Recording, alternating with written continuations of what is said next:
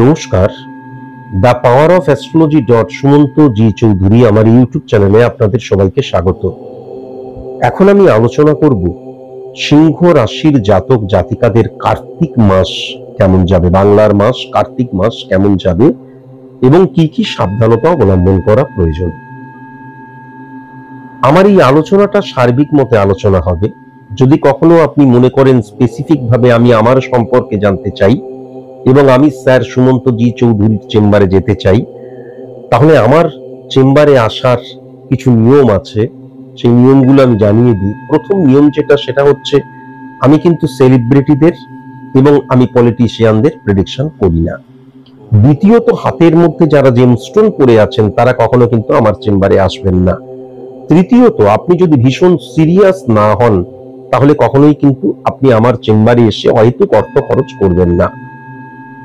আমার চেম্বার ফিস কিন্তু 3000 টাকা, আমার অনলাইন প্রেডিকশন ফিস কিন্তু 5000 টাকা, অনেক বেশি।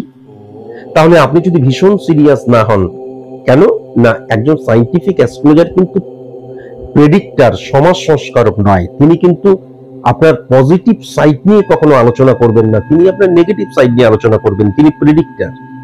আপনি নেগেটিভিটি শুনলেন, বাড়ি চলে গেলেন, দূর ভাগ্যে যা আছে তাই হবে, তাহলে আমার কাছে আসবেন না। পশ্চিমবঙ্গে অনেক ভালো ভালো অ্যাস্ট্রোলজার রয়েছেন। আপনি প্রেডিকশনটি শুনলেন, নেগেটিভিটি শুনলেন এবং immediate by hook by crook ঘটি বাটি বিক্রি করে হলেও যদি নেগেটিভিটিকে আপনি অফ করেন, এতটাই সিরিয়াস যদি আপনি হন, তবেই কিন্তু আপনি আমার কাছে আসবেন। তাছাড়া আপনি আমার কাছে আসবেন না। আমি বারবার ধরে বলছি, আমার চেম্বার ফিস কিন্তু 3000 টাকা, অনেক বেশি। আমার অনলাইন প্রেডিকশন ফিস কিন্তু 5000 টাকা। তাহলে হয়তো খরচা করতে আসবেন না যদি আপনি ভীষণ সিরিয়াস না হন। আমি খুব ভালো মতন যদি লক্ষ্য করি, তাহলে সিংহ রাশির জাতক জাতিকাদের ক্ষেত্রে কিন্তু 1 নাম্বার ঘরে লগ্ন বসে আছে এবং বুধের ঘরে কিন্তু লগ্ন বসে আছে। যদি বুধের ঘরে লগ্ন বসে, আমাদের বুধের ঘরে কিন্তু চন্দ্র বসে আছে, তাহলে বুধ এবং চন্দ্রের একত্রীকরণ কি হচ্ছে, ইমোশনাল আবেগ, ইলিউশন মারাত্মক ভাবে কিন্তু প্রভাবিত করে। আমি অত্যন্ত কি হই, ইমোশনাল পার্সন হয়ে যায় এবং যে কোনো সিদ্ধান্ত যখন আমি নিচ্ছি তখন ইমোশনালি সমস্ত কিছু সিদ্ধান্ত গ্রহণ করতে আমি থাকি, ইমোশনালি সবকিছুকে দেখতে থাকি। কট্টর বাস্তববোধ যে প্রবণতা সেটা কিন্তু আমার হারিয়ে যায়। তাহলে যখনই আমি ইলিউশন বা ইমোশনাল হয়ে কোনো সিদ্ধান্ত গ্রহণ করব বা জীবনের যে কোনো ক্ষেত্রে নিজেকে ইমপ্লিমেন্ট করব, তখন বারংবার আঘাত পাওয়ার জায়গা কিন্তু লক্ষ্য করা যায়। 3 নাম্বার ঘরটা যদি খুব ভালো মতন দেখা যায়, তাহলে রবি এবং শনির কিন্তু গ্রহণ দোষ লক্ষ্য করা যাচ্ছে। এই 3 নাম্বার ঘরে গ্রহণ দোষ হয়ে যাবার জন্য কি হচ্ছে, প্রথমত মাথায় রাখার প্রয়োজন আছে, 3 নাম্বার ঘর দ্বারা আমরা কিন্তু মানসিকতা মনোভাবের জায়গাটা বুঝি। 3 নাম্বার ঘর দ্বারা আমরা কিন্তু সংযোগের জায়গাটাকে বুঝি। তাহলে মানসিকতা মনোভাবের জায়গাটা, সংযোগের জায়গাটা, এই যখনই গ্রহণ দোষের আন্ডারে চলে গেল, তখন মানসিকতা মনোভাব কোথা থেকে আসে, দৃষ্টিভঙ্গি থেকে আসে। দৃষ্টিভঙ্গি কোথা থেকে আসে, মন থেকে আসে। মন মানে কি, চন্দ্র। চন্দ্র যখন ইলিউশনে আক্রান্ত হয়ে যায় তখন এই জায়গাটাও নেগেটিভ হয়ে যাচ্ছে। সিংহ রাশির জাতক জাতিকাদের ক্ষেত্রে কিন্তু ভাতৃ প্রভাব বা বোনের প্রভাব খুব একটা পজিটিভ লক্ষ্য করা যাচ্ছে না। এখন 2 নাম্বার ঘরের অধিপতি গ্রহ কিন্তু 1 নাম্বার ঘরে বসে আছে। তাহলে এই ক্ষেত্রে যেটা লক্ষ্য করা যাচ্ছে, আমার দৃষ্টিভঙ্গি সেকেন্ড হাউস দ্বারা বোঝা যায়, সঞ্চয়ের জায়গাটা সেকেন্ড হাউস দ্বারা বোঝা যায় এবং আমার অর্থনৈতিক জায়গাটাও সেকেন্ড হাউস দ্বারা বোঝা যায়।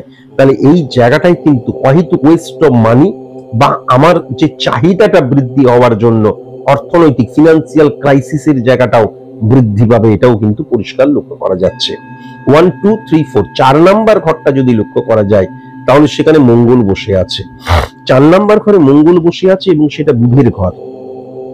তাহলে ভেরি ভেরি ইম্পর্টেন্ট ফ্যাক্টর যেটা চলে এলো, সেটা হচ্ছে আমি যে ফিজিক্যালি যে কাজকর্মগুলো করছি বা আমার শারীরিক যে, মানে আমি শরীর দিয়ে আমার কর্মের মধ্যে দিয়ে যে কাজগুলো করছি, তার সাথে আমার ব্রেনের একত্রীকরণ কখনো থাকবে না।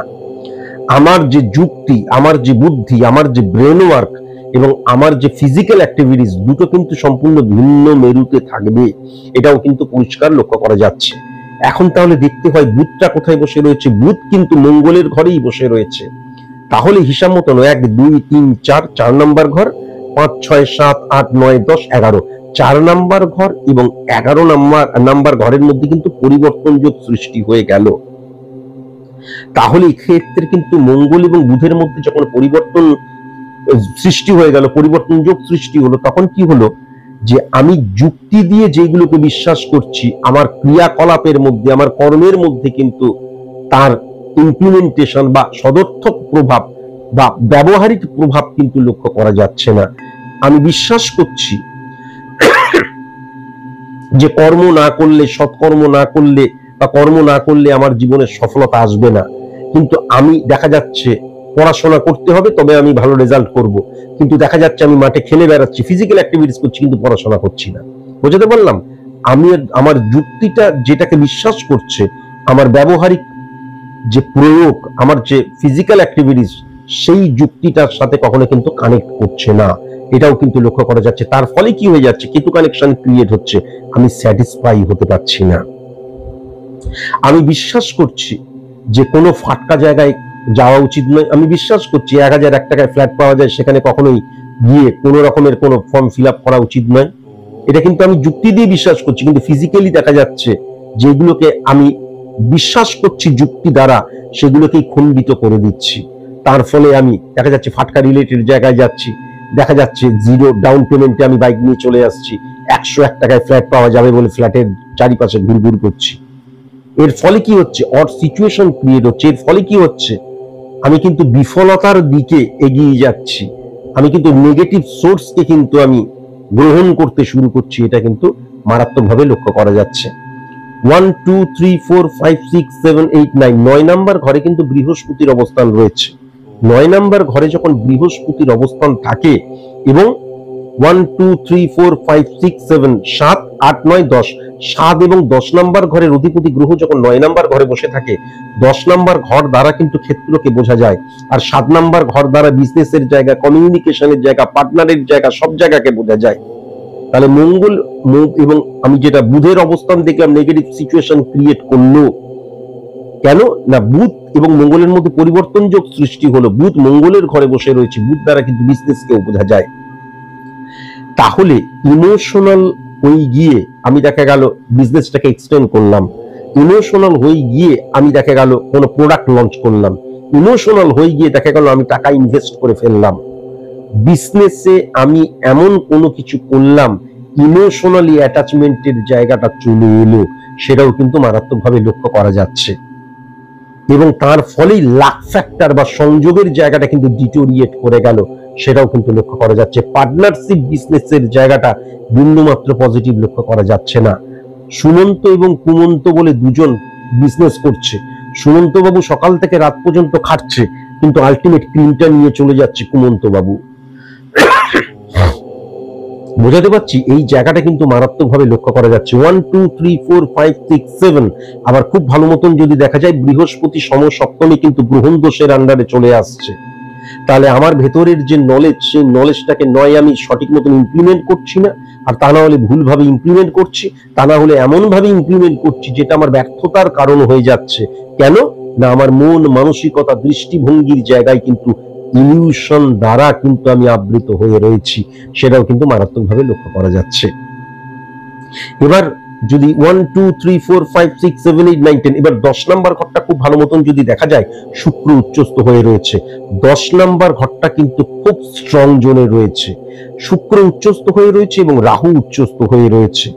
তাহলে বিদেশি কোম্পানিতে যদি আমি কাজ করি, বেসরকারি ফার্মে যদি আমি, বেসরকারি সেক্টরে যদি আমি কাজ করি, বিদেশে যদি আমি কাজ করি, আমি যেখানে জন্মেছি সেখান থেকে দূরবর্তী স্থানে যদি আমি কাজ করি, সেটা অত্যন্ত পজিটিভ। 10 নাম্বার ঘর মানে হচ্ছে ক্ষেত্রের ঘর। 1 6 10 কানেকশন সার্ভিস ক্ষেত্র, 1 7 10 কানেকশন বিজনেস ক্ষেত্র, 1 9 10 কানেকশন সংযোগের ক্ষেত্র, 1 5 10 কানেকশন আমি বারবার ধরে বলেছি সফলতার ক্ষেত্র, বা 9 কানেকশন উচ্চশিক্ষার ক্ষেত্র হয়। তাহলে এই যে 10 নাম্বার ঘরটা মানে হচ্ছে জংশনের জায়গা, সেখানে শুক্র যখন উচ্চস্থ হয়ে রয়েছে, যে কোনো পরিস্থিতির সৃষ্টি হোক, আজকের দিনে আমি লিখে দিতে পারি সিংহ রাশির জাতক জাতিকাদের এই কার্তিক মাসটা কিন্তু আলটিমেট পজিটিভ যাবে।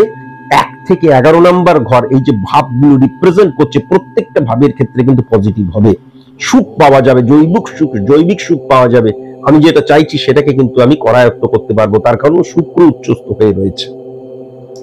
আর রাহু যখন উচ্চস্থ হয়ে থাকে তখন আমি অনেক পেতে শুরু করি, যেটা পাবো বলে মনে করি তার চাইতে অনেক বেশি পেতে শুরু করি। এবং রাহু কিন্তু বিদেশ ভূমিকেও ইন্ডিকেট করে, তাহলে আমি যদি বিদেশে কাজ করি, বাইরে কাজ করি, দূরবর্তী স্থানে কাজ করি, সেখান থেকেও পজিটিভ ফিডব্যাক পাওয়ার জায়গা মারাত্মকভাবে লক্ষ্য করা যাচ্ছে।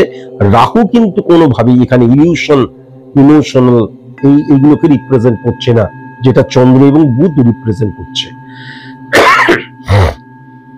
এবার ইম্পর্টেন্ট ফ্যাক্টর যেটা হচ্ছে 11 নম্বর ঘরটা কিন্তু আবার সেই বললাম মঙ্গল এবং বুধের জায়গা, তাহলে 10 নম্বর ঘর ক্ষেত্রের জায়গাটা পজিটিভ আছে, তাহলে আমার প্রাপ্তির জায়গাটাও পজিটিভ রয়েছে। কিন্তু যেটা দেখা যাবে যে আমি যেইটা পাওয়ার জন্য প্রচুর পরিশ্রম করছি, যেটা পাওয়ার জন্য সদর্থক পরিশ্রম করছি বা নঙ্গর্থক পরিশ্রম করছি, আলটিমেট সেই পাওয়ার জায়গাটা কিন্তু পজিটিভ নেই। ফার্স্ট, বন্ধুত্বের জায়গাটা কিন্তু পজিটিভ নেই। আর আরেকটা জিনিস, যেটা আমি স্যাটিসফাই হলাম, আমি পাচ্ছি বা আমি দেখা যাচ্ছে আমি মানে তৃপ্ত হচ্ছি, কিন্তু আমি যদি 10%, 20%, 30% সফল হচ্ছি, সেটাকে ইমপ্লিমেন্ট করছি 50% বা 60%, সেটা কিন্তু লক্ষ্য করা যাচ্ছে না। সফলতাকে পজিটিভ অর্থে ত্বরান্বিত করার জায়গাটা কিন্তু বিন্দুমাত্র লক্ষ্য করা যাচ্ছে না। ভেরি ভেরি ইম্পর্টেন্ট, পিতা, পালনকর্তা, গুরু, টিচার, পথপ্রদর্শক, জনক, বাবা, এদেরকে কখনো যেন আমি আঘাত না করি। আমি যেটা দেখতে পাচ্ছি যে সিংহ রাশির অধিপতি গ্রহই কিন্তু 12 নম্বর ঘরে চলে গেছে, এবং বারবার ধরে বললাম সিংহ রাশিতে কিন্তু গ্রহণ দোষ লেগে গেছে। তাহলে কি যেটা লক্ষ্য করা যাচ্ছে, আমার গুরুজন ব্যক্তিদের সাথে আমার সুসম্পর্ক বজায় রাখাটা ভীষণ প্রয়োজন। আমি এমন তাদেরকে আঘাত করছি, তাদের চোখ থেকে জল পড়ছে, তারা অভিশাপ দিচ্ছে না, কিন্তু সেটা অভিশপ্ত হয়ে যাবার জায়গা লক্ষ্য করা যাচ্ছে। 12 নম্বর ঘরটা ডিটোরিয়েট করে যাবার জন্য কি হচ্ছে, ভেরি ভেরি কসাস এবং কনসাস। এই সূর্য মানে আমার আমিত্বকে বোঝায়, আমার অহংকারকে বোঝায় এবং আমার ইগোকে বোঝায়, আইডেন্টিটি ক্রাইসিসকে বোঝায়। তাহলে এই সমস্ত জায়গাটা আমি ভুলভাবে ইমপ্লিমেন্ট করতে পারি, এবং তার ফলেই আমি কিন্তু এই মাসের জন্য আমাদের 10 নম্বর ঘর পজিটিভ হয়ে রয়েছে বলে হয়তো বুঝতে পারছি না, পরবর্তীকালে এই ব্যর্থতাটা মারাত্মক আকার ধারণ করতে পারে। অ্যাডজাস্ট করার ক্ষমতা সিংহ রাশির অনেক কমে যেতে পারে। হ্যাঁ, কম্প্রোমাইজ করার ক্ষমতা সিংহ রাশির অনেক কমে যেতে পারে। সিংহ রাশির মধ্যে আইডেন্টিটি ক্রাইসিস মারাত্মক সৃষ্টি হতে পারে, ইগো প্রবলেমের জায়গা মারাত্মক সৃষ্টি হতে পারে, এবং একটা পর্দা তার সামনে চলে আসতে পারে। আমি যেটা করছি সেটাই ঠিক, আমি যেটা ভাবছি সেটাই ঠিক, এবং সেইটাকেই কিন্তু বুধ যখন মঙ্গলের সাথে পরিবর্তন যোগ সৃষ্টি করেছে, সেটাকেই যুক্তির মধ্যে দিয়ে আমি ভাববো আমি তো ঠিক করছি, তার কারণ এইটা থেকে এইটা, এইটা থেকে এইটা, এইটা থেকে এইটা, যুক্তি দিয়েও সেটাকে আমি সাপোর্টিভ করে তুলবো, সেটাকে আমি সিদ্ধান্তের জায়গায় নিয়ে চলে যেতে পারি। ভেরি ভেরি কনসাস এবং কনসাস।